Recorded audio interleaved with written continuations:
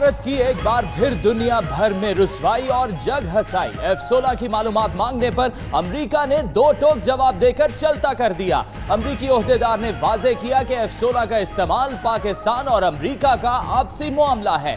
भारत ने F-16 मार गिराने के भी कोई सबूत नहीं दिए। पाकिस्तान ने 27 फरवरी को दरअंदाजी करने वाला भारतीय तैयारा मार गिराया था।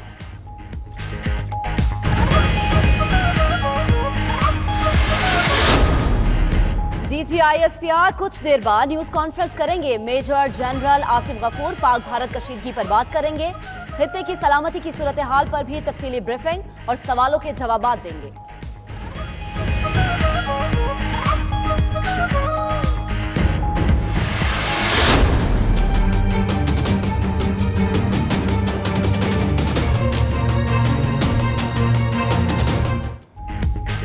आसिफ अली जरदारी और फरियाल तालपुर 15 मई तक गिरफ्तारी से बच गए। इस्लामाबाद हाई कोर्ट ने अबूरी जमानत में तौसीह कर दी। नैब की टीम को खाली हाथ लौटना पड़ा। आसिफ जरदारी के खिलाफ कितने केसेस हैं क्लियर करें, आप इनको सरप्राइज नहीं देंगे। जज का नैब प्रोसिक्यूटर से इस्तफसार। नैब ने इंक्वायरीज की तादाद पर तहरीरी जवाब तलब कर लिया। वकील फारूक एच नाइक ने जवाब के लिए वक्त मांग लिया।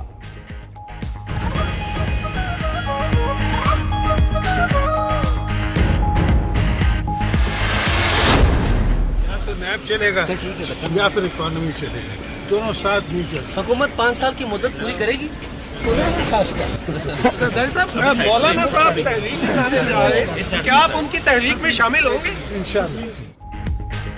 मुल्क में नैब चलेगा या मईशत, दोनों एक साथ नहीं चल सकते। अल्लाह न करे कि हुकूमत 5 साल पूरे करे। आसिफ अली जरदारी की तनकीदी बात। हुकूमत मुखालिफ एहतजाज में मौलाना फजल रहमान के शाना बशाना चलने का इंदिया भी दे दिया। उधर एहतसाब अदालत में जाली बैंक अकाउंट केस में पेशरफ। एक और मुलजिम अदील अहमद वादा मुआफ गवाह बन गया।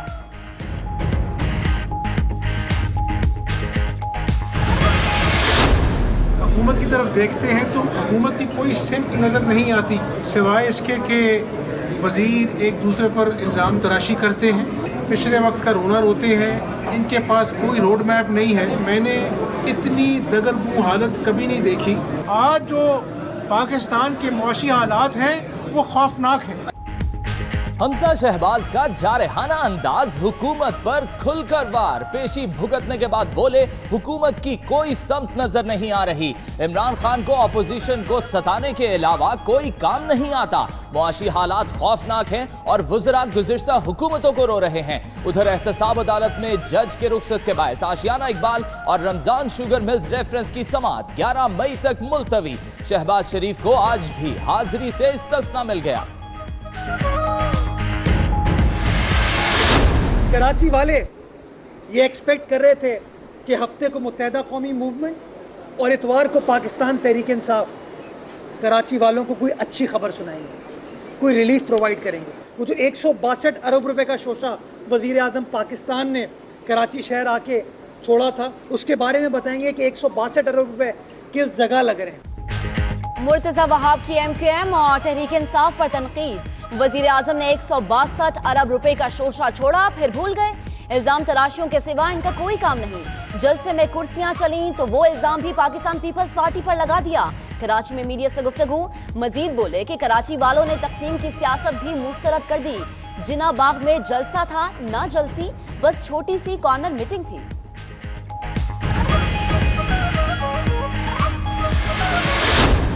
आप तो नारा लगाकर कहते आधा तुम्हारा आधा हमारा, वो तुम कचरा उठा नहीं पा रहे हो, तुम पानी लोगों को दे नहीं रहे हो, तुम्हारे पास 4 साल से नहर है, तुम सवाए तुमने दुकानें तोड़ने के और कारोबारी जिंदगी तबाह करने के अलावा क्या क्या है कराची वालों के लिए, हैदराबाद वालों के लिए। आधा तुम्हारा आधा हमारा के नारे लगाने वाले कचरा तक नहीं उठा सकते, सिवाय दुकानें तोड़ने और मकान गिराने के किया ही क्या।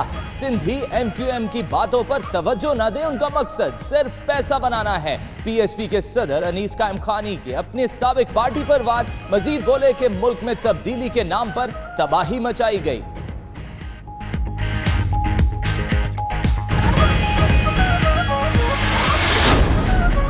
कराची में 1 मई से हीट वेव का खदशा, निमटने के लिए हुकूमती इंतजाम मुकम्मल। मुशीर तलात सिंध ने इक़दाम से मुताल्लिक आगाह किया। उधर KMC के ज़ेर एहतमाम 13 अस्पतालों में अलर्ट जारी करते हुए स्टाफ की छुट्टियां मनसूख कर दी गई। इमरजेंसी वार्ड भी कायम।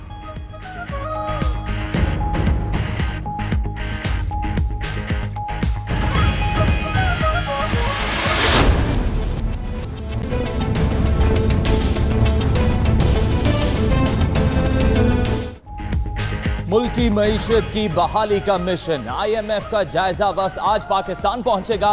बेल आउट पैकेज पर हतमी मुज़ाकरात और मुआहदे पर दस्तखत होंगे। 2 मई तक जारी रहने वाले मुज़ाकरात में टैक्स, तवानाई, पेट्रोलियम और गैस के शोबे में इस्लाहात ज़ेर बहस आएंगी। अभी आपको बराह रास्त ले चलेंगे